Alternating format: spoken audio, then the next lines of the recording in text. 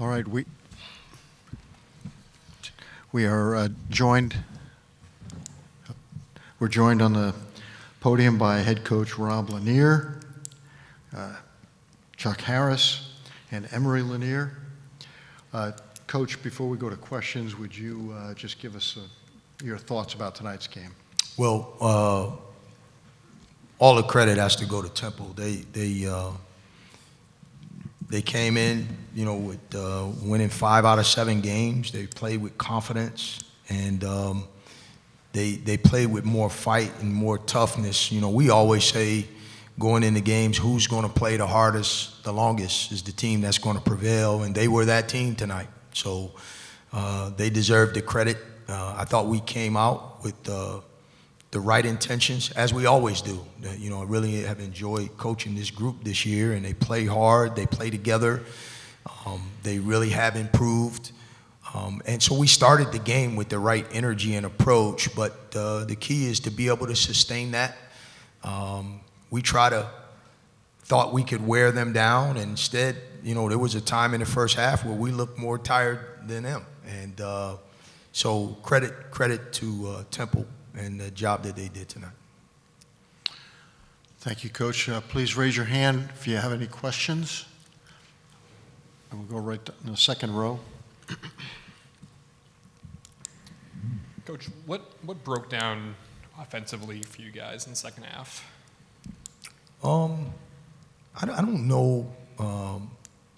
I think a lot of times the breakdowns on both ends are a byproduct of other things. And so it manifests itself in some missed shots and some poor decisions. But I go back to Temple. They were physical. They were tough defensively, so that had something to do with it. And we've gotten into a thing here the last couple of weeks where we've gotten away from what we practice, and I thought we've had some confidence issues coming out of that Florida trip. I felt good coming out of Birmingham that we had cured some of that and that we were ready to go. But March is different, and it doesn't matter what anybody's record is. They brought a level of fight, and we didn't respond, so it manifested itself in some execution things on both ends. Did this Temple team look different than the one you played back in January? No, we had a tough game against them. We jumped out to a 15-point lead at our place. They came back. They led in the second half, and it required for us to find a way to win the game. So it was similar in that regard. The difference is we didn't have enough resolve to find a way. Chuck, when you got hurt, obviously you looked like you were in a world of pain, and saw you on the bike and jogging a little bit. How bad did you initially think the injury was, and how much did you have to lobby your coaches to get back into the game? It was the same ankle I had sprained about 3 or 4 games ago. Initially, it obviously was hurting, but this med staff, Miles and them, they just had me keep moving. It eventually got warmed, and I told Coach and them that I was ready to go. And what part of your game was affected the most?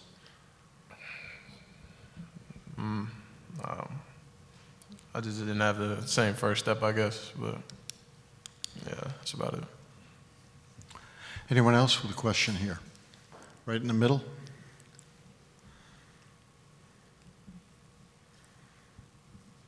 And then just kind of going off that, Coach, how much did not having Chuck to close out the first half and for most of the second half kind of hurt you guys, kind of adding on to that offensive struggle? Well, we went into the half with the lead, and we're able to manage it. I do think it was more about it changed the rotation coming out of halftime. We started a different lineup, and there was some uncertainty as to whether or not he was going to be able to return.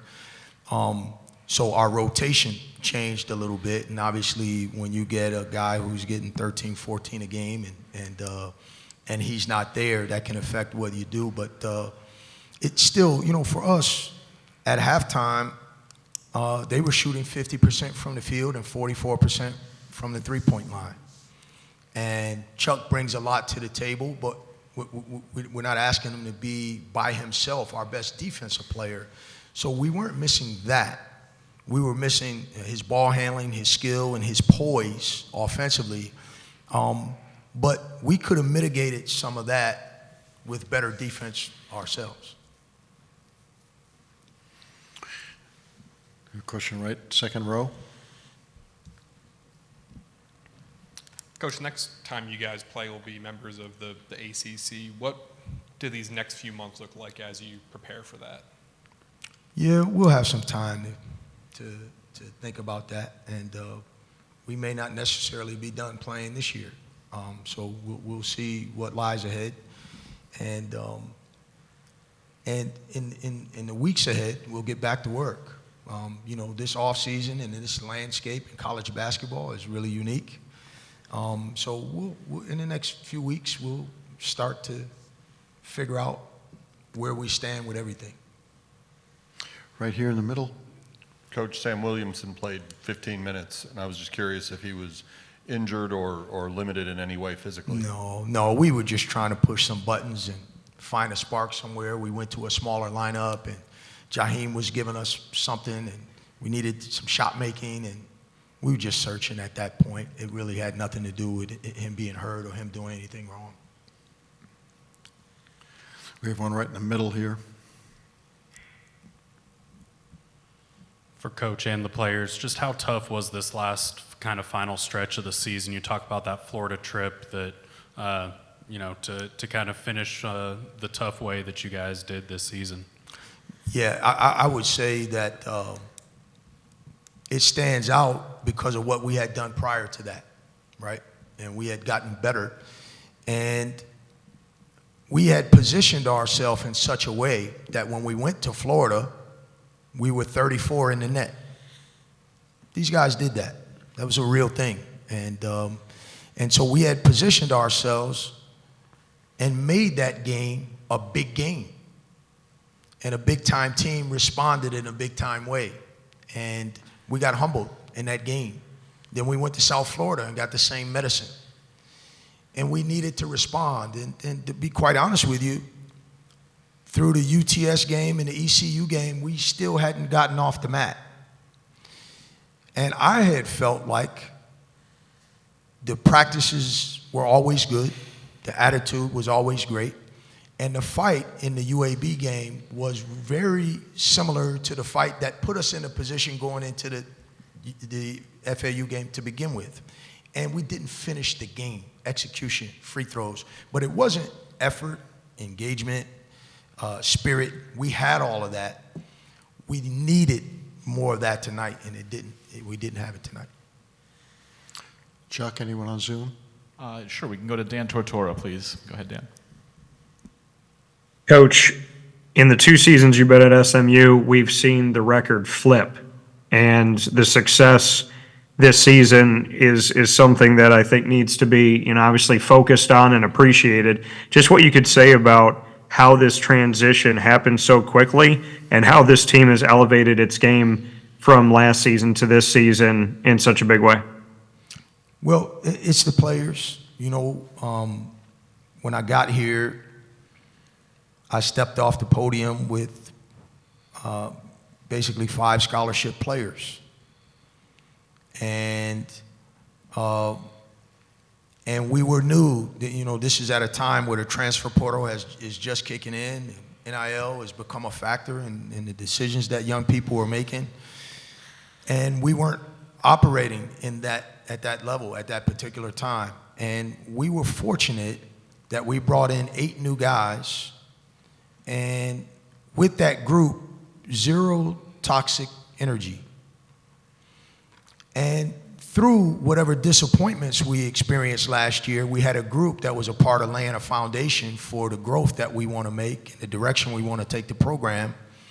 And we had 10 guys return.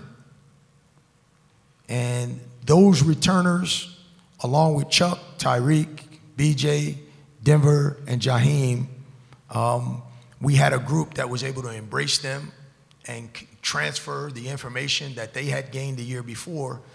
And the pieces fit in a way that we had some chemistry to build on. We didn't have a huge margin for error. and we became one of the best defensive teams in the country through 20 games. And we didn't maintain that down the stretch, but we did set a foundation and a standard for what we wanted to look like.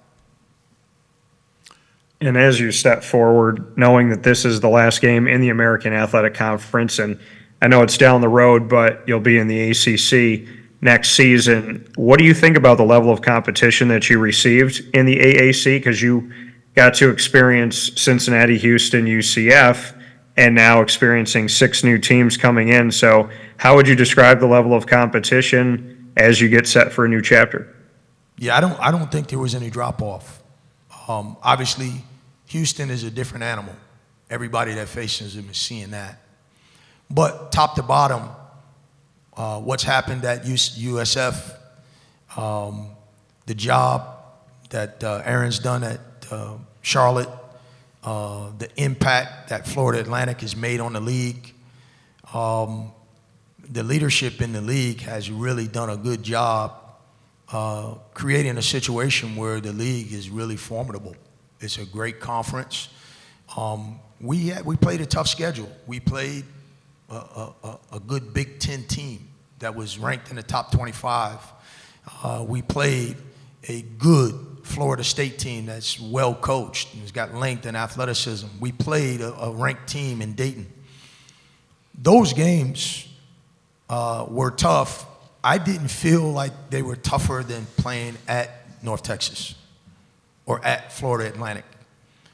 So I think going forward, this league has certainly prepared us for what lies ahead, at least to the point where we won't go forward with any delusions. All right, Coach, thank you very much.